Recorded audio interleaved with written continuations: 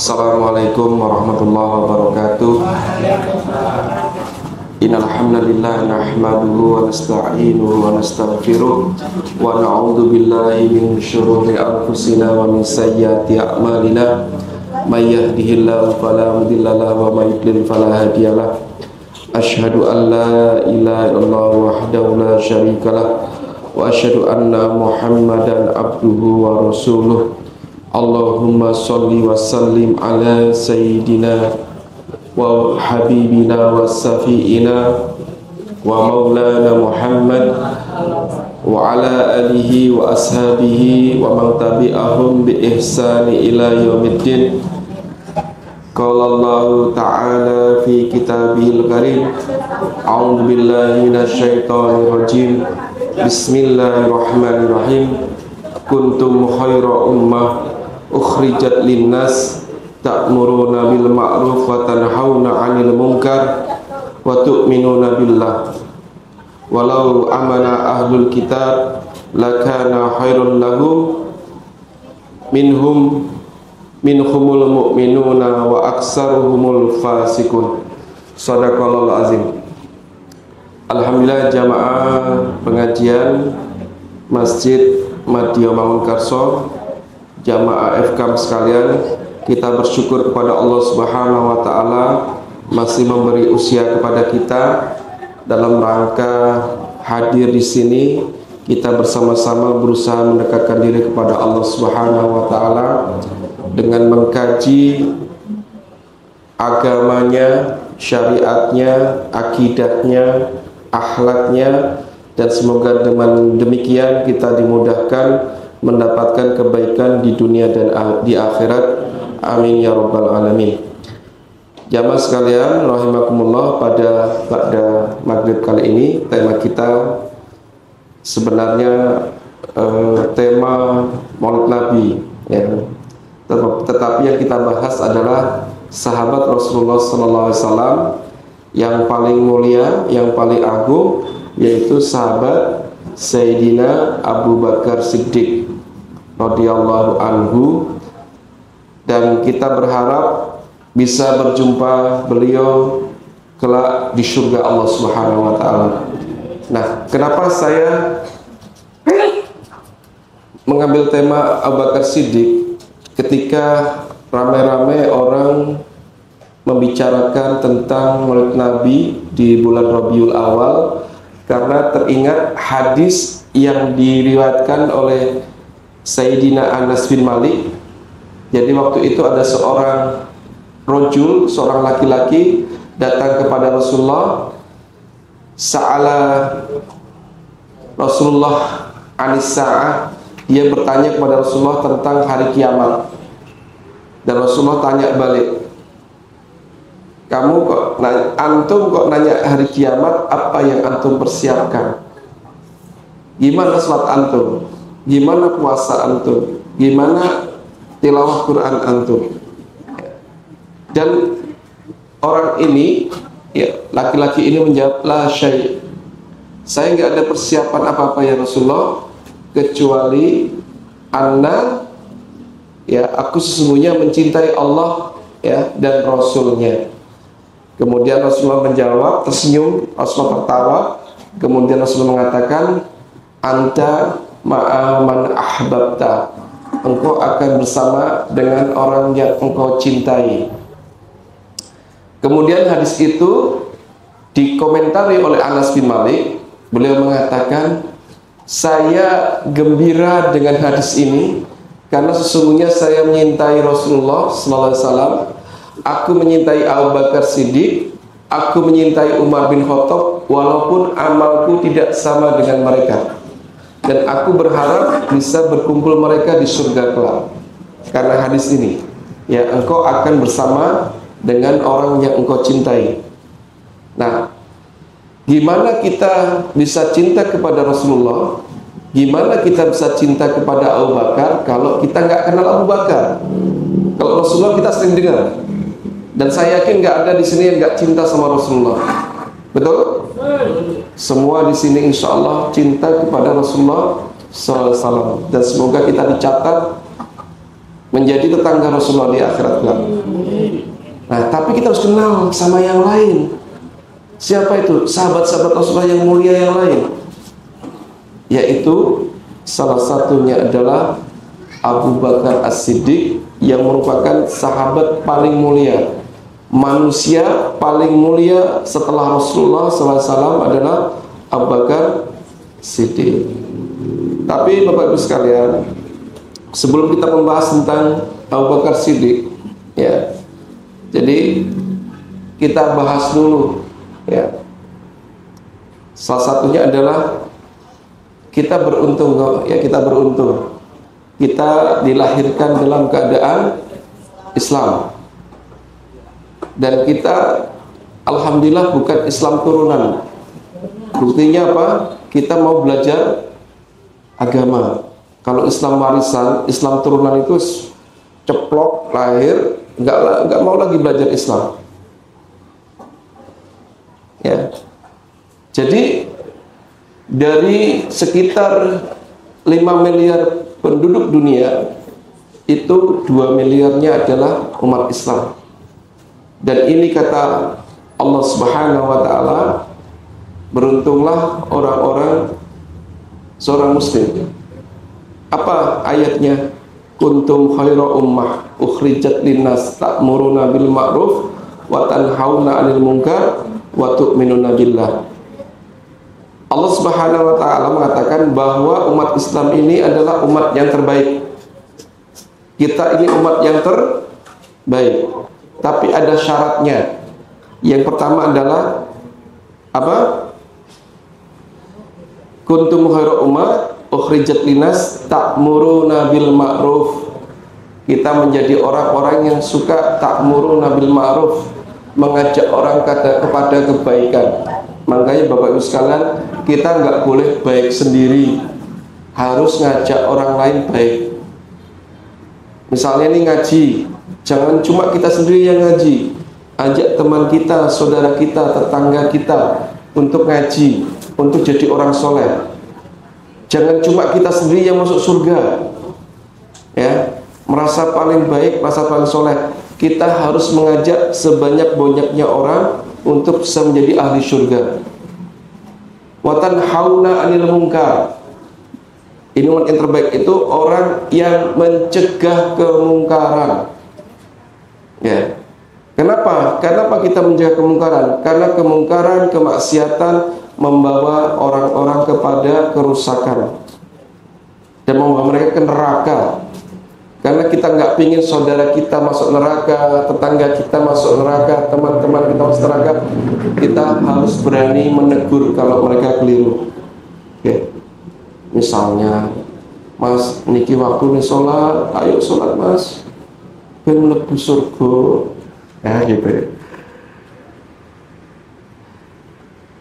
Ya, jadi kita jangan pingin jadi masuk surga sendirian, harus ngajak orang. Dan kalau ada orang kok ketika waktu sholat dia nggak ke masjid, diajak.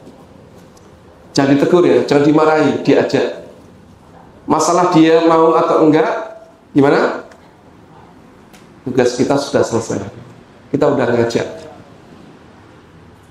Iya, Pak, kalau ada orang nggak sholat, dibiarin apa diajak, Pak? Kalau bisa diajak, Pak.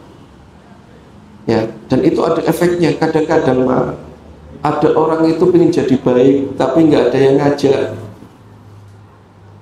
Ya, jenengan besok di akhirat itu bisa jadi tetangga jenengan itu marah, sampai mlebu surga, apa diserak atau dijak ngaji, disalah-salahno karo tanggane.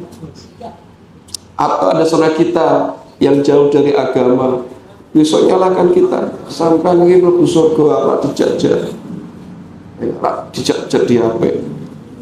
Hidayah itu Bapak Ibu sekalian, kadang-kadang tidak harus sekarang, tapi kalau kita terus ngajak, ayo sholat, ayo ngaji, ayo ketemu sama Ustadz Jenderal, insya Allah lama-lama orang akan terketuk hatinya. Itu pernah saya buktikan di kantor itu. Saya selalu mengajak orang satu kantor, Pak, nggak sama satu orang, satu kantor, tak colekin satu-satu dari ujung timur sampai ujung barat, sampai ujung selatan sampai ujung utara, tak colekin, tak ajak sholat. Ya. Setelah itu mereka entah mau berangkat atau enggak kamu sholat, bukan urusan saya. Sebenarnya aku ngandani waktunya sholat, bro. Ya. Ta'muruna bil ma'ruf, ngajak kebaikan. Pak, akibatnya apa Pak? Pada sholat Pak? Alhamdulillah. Pada sholat gitu. Ramai musolanya. Ya. Ini dilakukan oleh Masjid Jogokaryan. Masjid Jogokaryan itu Pak, rumah-rumah dikasih surat undangan. Apa Pak surat undangannya? Sholat berjamaah. Lucu tau? Biasanya kan undangan nikahan, ya kan? Ulang tahun gitu. Ini undangannya sholat berjamaah. Akibatnya apa Pak? Mas, orang-orang di sekitar Jogokaryan datang ke masjid kayak Jumatan tiap hari sholatnya itu. Kenapa masjid kita sepi? Jenengan-jenengan saya ini kurang kreatif, kurang semangat amar ma'ruf nahi mungkarnya. Banyak Pak orang itu pengen baik Pak, tapi nggak ada yang ngajak. Betul, aku jadi pengen sholat nengisin. Oh aku selama bertahun-tahun tak tahu sholat kok gitu. Kita kalau misalnya ngajak kan ada alasan untuk ke masjid gitu. Gitu. Ta'muruna bil ma'ruf wa tanhauna 'anil munkar. Kita harus menjadi orang-orang yang kalau melihat kemungkaran kita nggak senang. Inilah yang terjadi kepada Sayyidina Abu Bakar As-Siddiq. Itu sebelum beliau itu masuk Islam, Bapak Ibu sekalian. Itu beliau itu beliau ini orang yang sangat cerdas. Orang yang Hanafiyun. Dia pernah ketemu ada orang habis minuman keras, diajak ngobrol itu gak nyambung, belas. Ya, diajak ngomong, jawabannya apa? Tanyanya apa, jawabannya apa?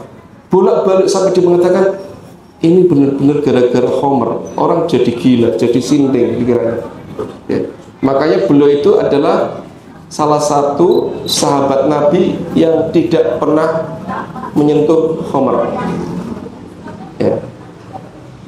Bahkan beliau ini tidak pernah menyembah berhala. Dari awal nggak pernah menyembah berhala dari kecil, karena beliau ini orang cerdas. Lalu apa? Waktu mati rasa dijak ngomong kok disembah-sembah, dijalui macam-macam.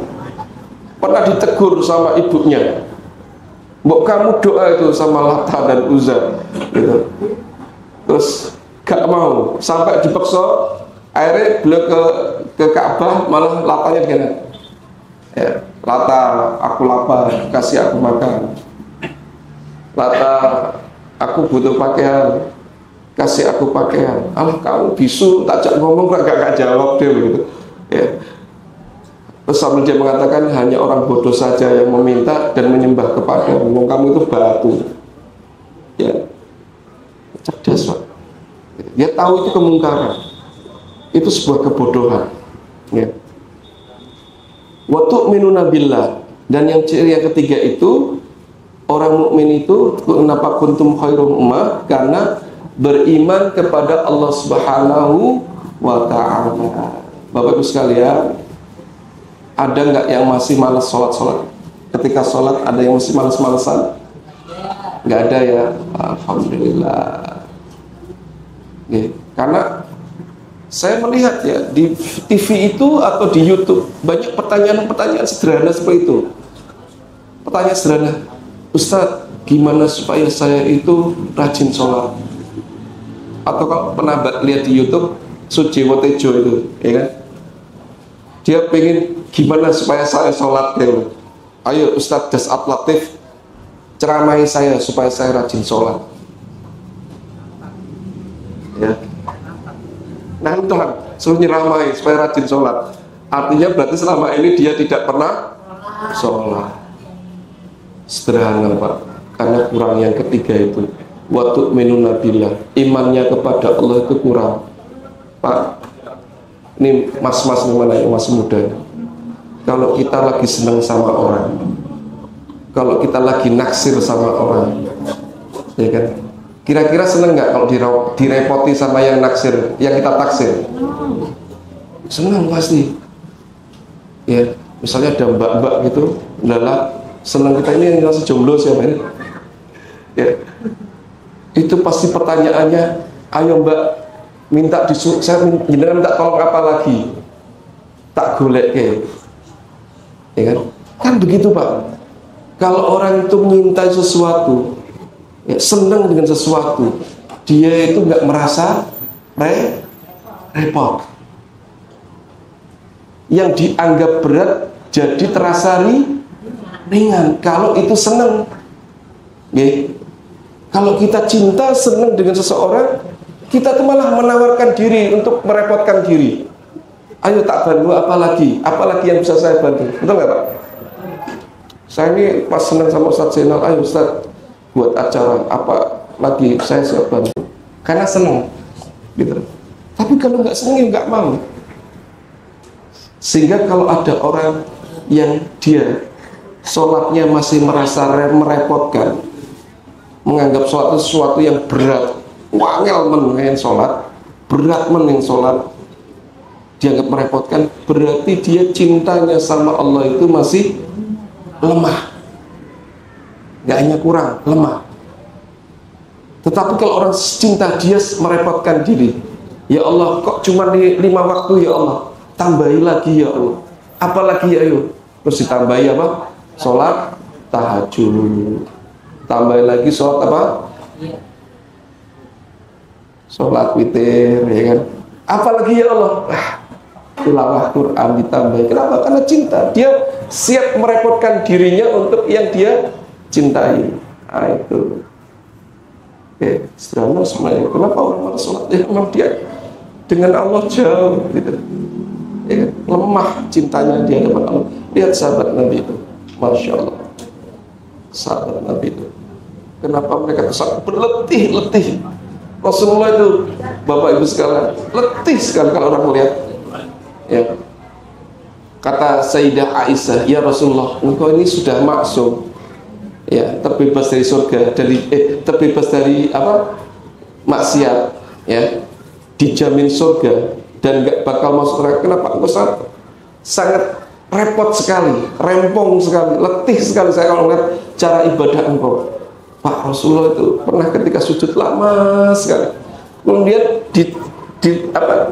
dicek nafasnya oleh Sayyidah Aisyah, disangka meninggal Pak. Lalu gak ngadeg-ngadeg kok Pak, ya, sujud suwe banget, gak ngadeg-ngadeg, lama sujud. Dan Rasulullah itu kan sampai bengkak kakinya. Coba jenengan lihat poloknya pada hitam enggak? Nah, yang hitam berarti rajin sholat ya. Tapi yang poloknya rapat ya. Nah ini kesimpulan pertama Bapak sekalian. Nah, kemudian di hadis yang dilakukan oleh Ibnu Majah, Bapak sekalian, ternyata mayoritas penduduk surga itu adalah umat Muhammad sallallahu alaihi wasallam. Setengah dari surga itu penduduknya adalah penduduk umat Muhammad sallallahu alaihi wasallam. Kita paling banyak Pak, 50% lebih. Sisanya itu dibagi-bagi. Umatnya Nabi Adam, Nabi Nuh, Nabi Hud sampai Nabi Isa alaihissalam. Jadi peluang masuk surganya umat Islam itu jauh lebih besar dibandingkan yang lain. Ini ada di dalam hadis yang dikatakan oleh Imam Ibnu Majah. Ini ya, hadisnya saya langsung terjemahnya ya. Saya disuruh memilih antara setengah umatku akan dimasukkan surga atau dengan syafaat. Nabi itu disuruh milih sama Allah. Kamu pengen setengah umatmu masuk surga atau kamu punya hak syafaat? Rasulullah milih mana? Syafaat. Kenapa? Kenapa Rasulullah milih hak syafaat? Kalau Rasulullah milih yang pertama, berarti yang masuk surga umat Islam cuma setengahnya saja. Tapi kalau syafaat, semua masuk surga. Allahumma amin. Rasulullah milihnya cerdas. Ya. Rasulullah menjawab, maka saya memilih syafaat. Kemudian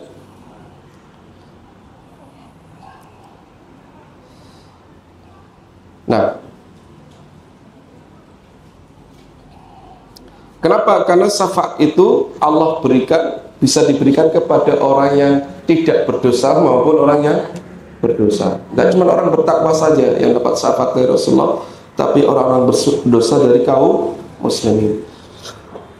Ini Masya Allah, saking cinta Rasulullah kepada umatnya, beliau memilih syafaat dibandingkan jaminan setengah umatnya. Kemudian keistimewaan yang lain dari umat Islam itu, umat Islam ini adalah satu-satunya umat yang kitabnya dijaga oleh Allah sampai besok hari kiamat. Ya, dalilnya dari surat Al-Hijr ayat 9. Inna nahnu nazzalna dzikra wa inna lahu lahafidun. Ya, sesungguhnya kami yang menurunkan nazzalna dzikra Al-Qur'an, kami menurunkan al-dzikra atau Al-Qur'an, wa inna lahu lahafidun, dan kamilah yang menjaganya. Karena umat lain itu nggak dijaga, Bapak sekalian, nggak dijaga. Ya, Nabi Musa nggak dijaga kitabnya, sehingga sampai sekarang versinya banyak. Ya, Injil itu versinya ribuan. Ya, beda-beda. Tapi umat Islam, ya, mau yang di Rusia, mau yang di Arab, mau yang di Papua Nugini, mau yang di Indonesia, kitabnya sama. Tapi kita melihat misalnya Katolik itu ada sekitar kalau nggak salah 77, Protestan ada 66 kitab, beda. Mormon beda lagi, ya. Tiap senoda itu beda-beda, ya. Nah kita ini hatta ya Syiah ya yang menyimpang itu Qurannya nggak beda sama kita, ya. Yang beda nanti adalah akidahnya, parah ya. Salah satunya adalah Syiah ini berani melaknat Abu Bakar, padahal Abu Bakar ini adalah manusia terbaik setelah Rasulullah SAW. Ya, kemudian apalagi Bapak sekalian keistimewaan umat Muhammad yang nggak diberikan pada umat yang lain? Keistimewaannya adalah umat Muhammad ini bisa memberi syafaat. Rasulullah kan dikasih syafaat. Yang kedua, umat Muhammad itu bisa memberi syafaat kepada sahabat-sahabatnya. Syaratnya apa? Soleh. Umat Muhammad yang soleh itu diberi hak oleh Allah, dikasih hak untuk memberi syafaat kepada sahabat-sahabatnya, ya. Sehingga ini ada ya hadis Nabi yang diriwayatkan oleh hadis Imam Muslim.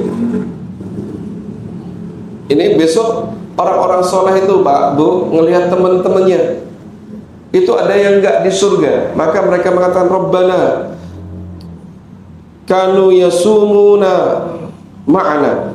Rabbana, sesungguhnya mereka, ya Allah, mereka itu dulu puasa kayak kami ya Allah. Ya, tolong dimasukkan ke dalam surga. Pak, ternyata ada orang yang puasa tapi nggak masuk surga, Pak.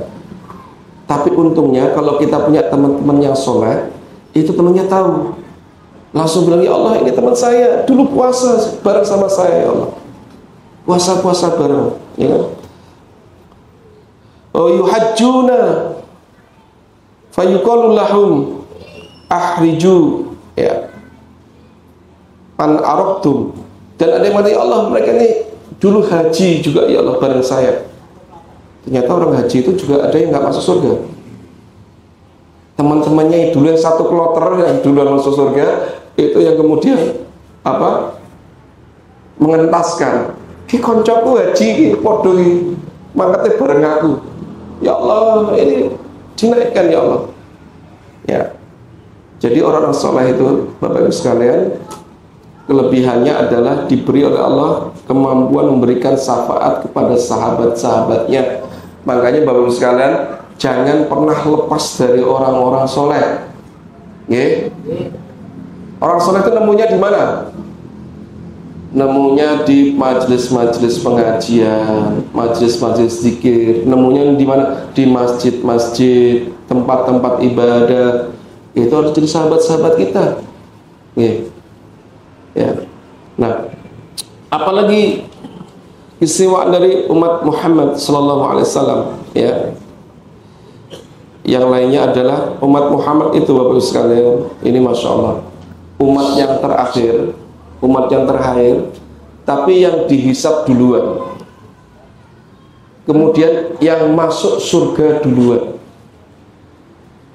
Selain umat Muhammad itu nanti setelah kita, setelah umat Islam, setelah umat Islam selesai masuk surga baru yang lain, ya.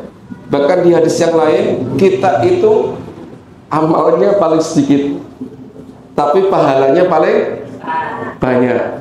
Oh, ya kan? Lah, jenengan kalau dibandingkan umatnya Nabi Nuh kan jauh.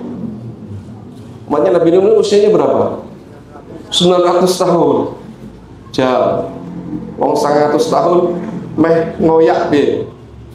Makanya ya. Tetapi kita diberi kelebihan oleh Allah. Walaupun amal kita lebih sedikit dibandingkan mereka, tapi pahala kita lebih banyak. Dalam sebuah hadis dikatakan demikian, paling banyak. Bahkan dibandingkan umatnya Musa dan Isa alaihissalam. Ya, kita lebih banyak, 2 kali lipat.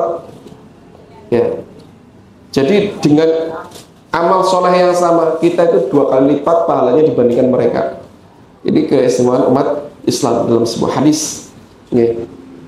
Makanya jenengan harus bersyukur kita itu dilahirkan sebagai umat Islam, umat Sayyidina Muhammad sallallahu alaihi wasallam. Ya.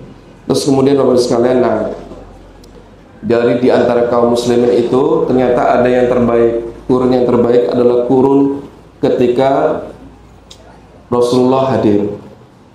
Khairul qurun qarni. Periode terbaik umat Islam itu adalah periode zaman Rasulullah SAW. Ya. Kenapa? Itu adalah periodenya sahabat Nabi. Meski demikian, Bapak Ibu sekalian, kita punya kelebihan dibandingkan para sahabat Nabi. Jadi Rasulullah itu mengatakan, aku rindu dengan ikhwan-ikhwanku. Ikhwan apa? Saudara. Terus kemudian sahabat Nabi, ya Rasulullah, bukankah kami ini ikhwanmu? Bukan, kalian bukan ikhwanku, kalian adalah sahabatku. Ikhwanku itu adalah umat akhir zaman yang mereka belum pernah melihat wajahku, ya, nggak tahu, nggak pernah ketemu dengan aku, tapi mereka itu beriman kepadaku dan cinta kepadaku. Kalau kalian itu beriman, kalian cinta, wajar. Karena ketemu Rasulullah langsung, ya kan, melihat keindahan Rasul, melihat akhlak Rasul, melihat mujizat di depan mata. Kebangetan kalau nggak beriman. Kita ini nggak ketemu sama Rasul, tapi beriman, itu Masya Allah. Ya, lebih hebat dalam sisi keimanan. Ya. Nah, Bapak sekalian, itu hiburan dari Rasulullah kepada kita, ya. Sehingga kita nggak minder-minder amat kalau besok ketemu dengan sahabat Nabi. Ya, kalau kita ketemu sahabat Nabi di surga misalnya, Allahumma amin, ya. Sampai memang umat terbaik. Tapi kan wajar, lawang jenengan ketemu Rasul. Kami nggak ketemu Rasul, tapi kami beriman. Wah, gitu. Kalau bisa mau berdebat di surga, gitu, ya kan? Lebih kerenan mana, gitu kan? Itu. Makanya Nabi mengatakan, aku rindu dengan ikhwan itu. Nah, tetapi memang Rasulullah mengatakan sahabat Nabi ini adalah sahabat periode yang terbaik, Bapak sekalian. Ya. Jadi setiap Nabi itu pasti punya hawari, punya sahabat. Ya, dalam surat As-Saff, wah, Masya Allah, hafid Quran jenengan ya, hafal. Surat As-Saff, qala Isa ibnu Maryam lil hawariyin, man ansari ilallah, qala al hawariyun nahnu ansarullah. Jadi di setiap nabi itu pasti ada para pembela-pembelanya. Ya, sebenarnya Nabi Isa itu punya namanya kaum Hawariyun. Kaum Hawariyun itu ditantang sama Nabi Isa. Ya. Siapa yang akan menolongku? Man ansari ilallah. Siapa yang menolongku dalam membela agama Allah? Qalal Hawariyun, maka para Hawari, para sahabat Nabi Isa mengatakan nahnu ansarullah. Ya Nabi Isa, kami adalah penolong-penolong agama Allah. Para sahabat Nabi itu adalah Ansor, penolong Rasulullah dalam berdakwah.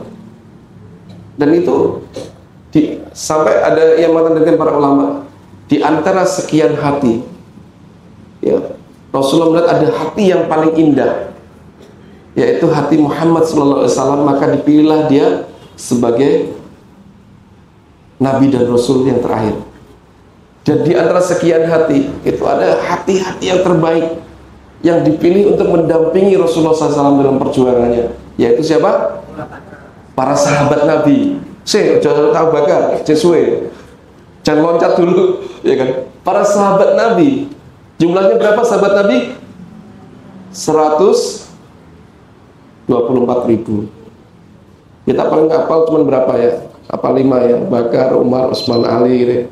Padahal banyak bagus sekali. Dan ini para sahabat Nabi ini adalah orang-orang pilihan Allah. Sehingga ada orang yang lahirnya belakangan atau tabi'in, itu dia mengatakan, wah, aku kok nyesel ya, kok lebih lahir saiki. Bu, aku lahir rodo awal. Kalau lahirku rodo awal, aku ketemu dengan Rasulullah. Saya bertemu dengan Rasulullah dan menjadi sahabat Nabi. Apa jawab tabi'in yang lain? Kamu kalau lahir di zaman Rasulullah belum tentu jadi sahabat.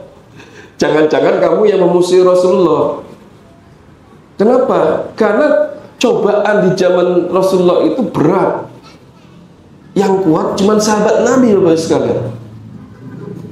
Wes bayangno, ketika dalam perang Tabuk, ya, atau perang Mu'tah, perang Tabuk lah, Rasulullah itu menyuruh sahabatnya di musim panas paling sepanas-panasnya itu jalan dari Madinah ke Tabuk yang jaraknya sekitar hampir 600 km.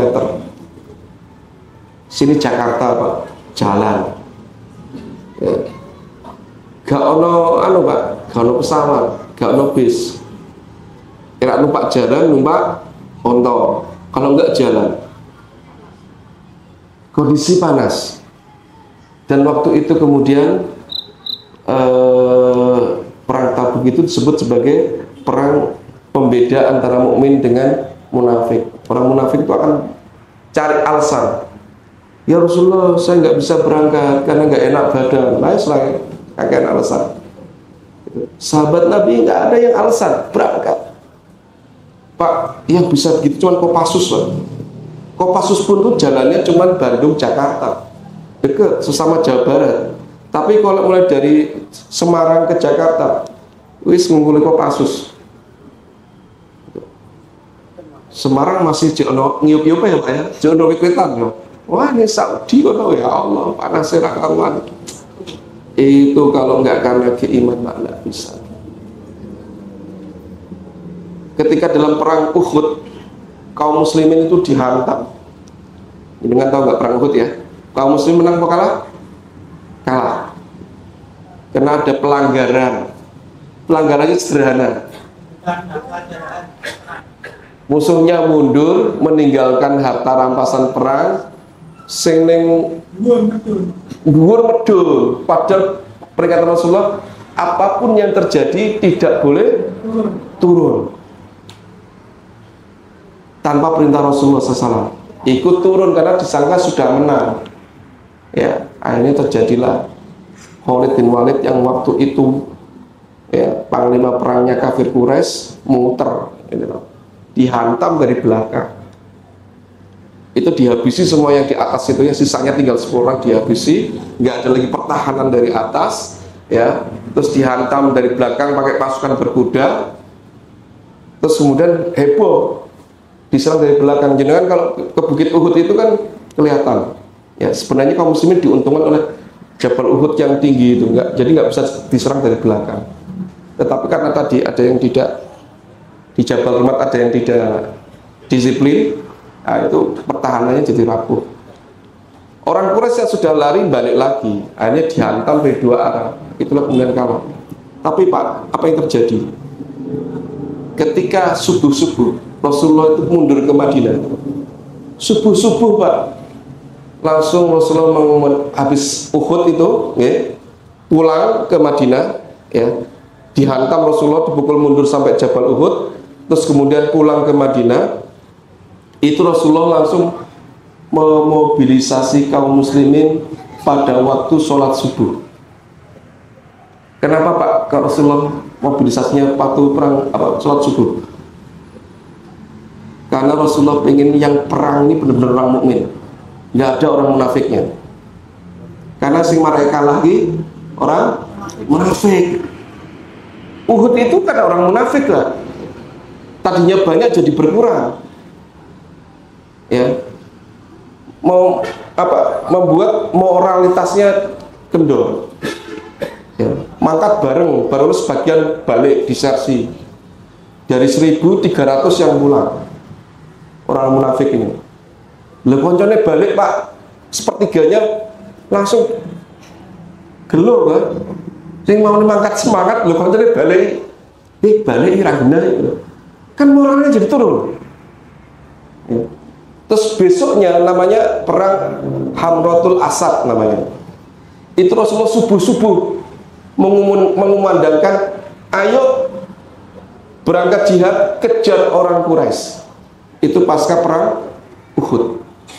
Sehingga sahabat Nabi Pak yang udah luka-luka dibopong Pak, terus kemudian ada yang dirangkul kancane karena nggak kuat jalan, berangkat Pak. Jenengan dalam posisi itu bisa enggak? Belum tentu. Ya, waduh, aku suara kabeh awakku jep perang menang ya. Sahabat Nabi gak ada Pak, berangkat semuanya subuh-subuh. Sampai Hamratul Asad itu jaraknya antara orang Quraisy cuma 2 kilo. Wong Quraisy kaget Pak.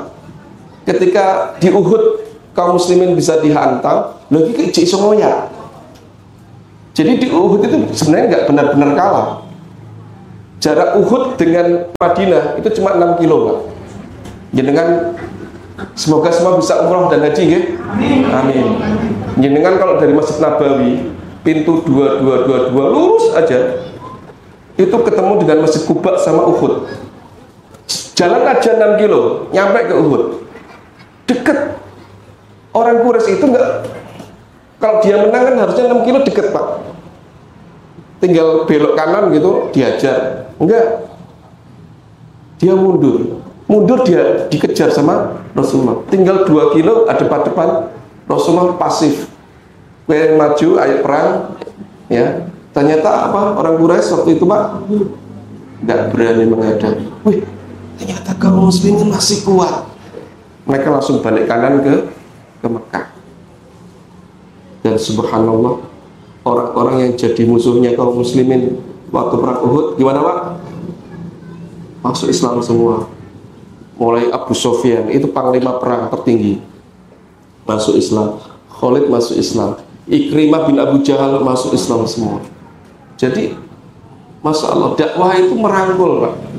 Jadikan dulu orang yang memusuhi Islam menjadi pendukung Islam, nggak hanya sahabat, pendukung Islam, pejuang Islam. Ikrimah itu waktu perang Tabuk berangkat ya, pembela Islam.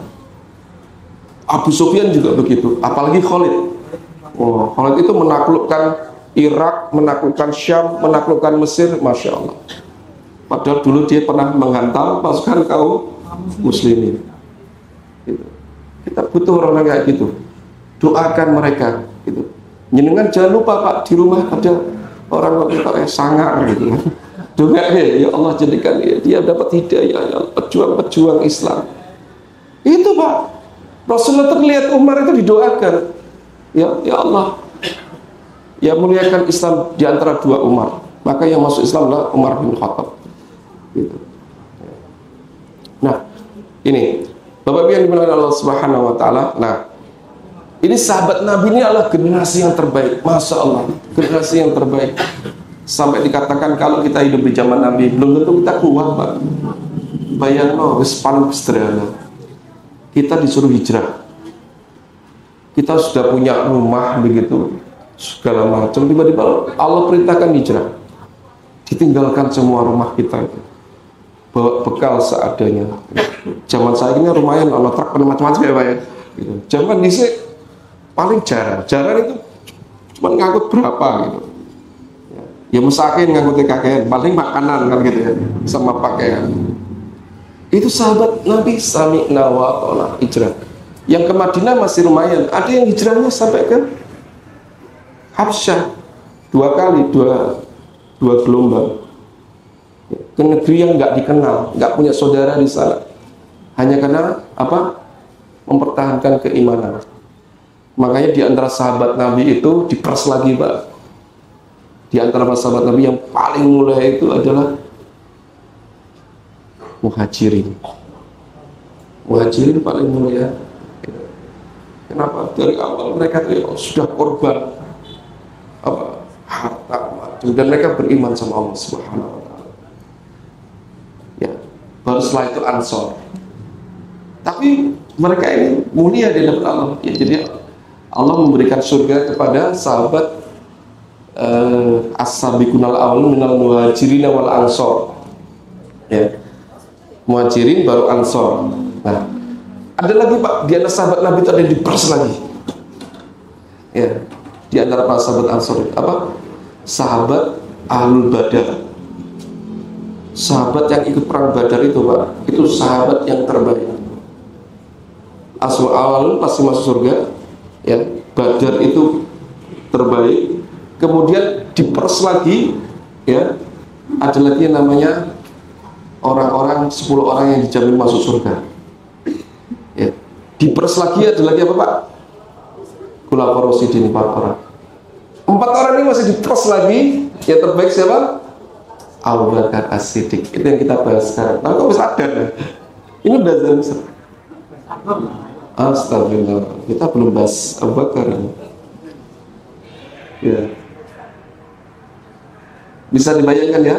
Sahabat Nabi aja begitu hebatnya, diperas lagi, ada lagi yang namanya sahabat Ahlul Badar, peras lagi ada sahabat Muhajirin Ansor, diperas lagi ada 10 sahabat. Makanya Abu Bakar As-Siddiq ini sahabat yang terbaik. Masya Allah. Sudah satu cerita aja. Apa gelar dari sahabat Abu Bakar As-Siddiq? Ya. Sebenarnya Abu Bakar itu ada 3 gelar Pak, yang terkenal. Yang pertama Atik. Atik itu artinya apa? Arti yang pertama, Atik itu artinya ganteng. Sahabat. Jadi Abu Bakar itu adalah sahabat yang ganteng, putih ganteng. Di dalam sirah dikatakan beliau ini orangnya kurus, tinggi, lebih tinggi dibandingkan Rasulullah.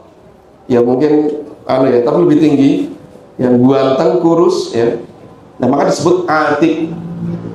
Nah di masa dia masuk Islam, gelar Atik itu masih ada, yaitu ya Abu Bakrin, wahai Abu Bakar, engkau adalah Atikullah minan nar. Engkau adalah orang yang dibebaskan oleh Allah dari api neraka.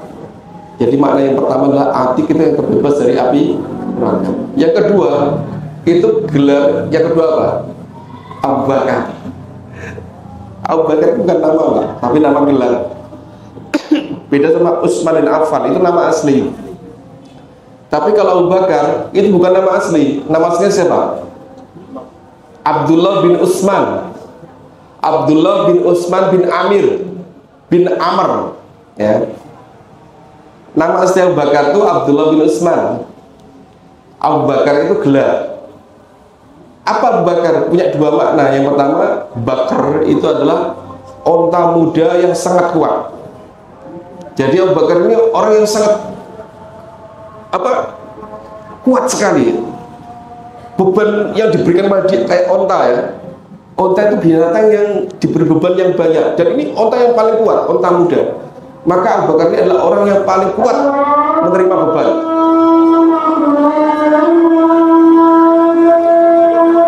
Dan yang ketiga adalah As-Siddiq. Baik, karena sudah azan, kita lanjut pekan depan. Pekan depan. Tetapi ini Bapak-Ibu sekalian yang dimuliakan Allah Subhanahu wa taala, ya. Dengan kita belajar dari sirah itu, kita bisa punya model manusia yang terbaik. Kita jangan bangga dengan kondisi kita sekarang. Ternyata ada model manusia yang terbaik yang harus kita tiru. Salah satunya adalah salaful ummah, para sahabat Nabi. Ya. Insyaallah demikian yang bisa saya sampaikan. Wabillahi taufiq wal hidayah. Assalamualaikum warahmatullahi wabarakatuh.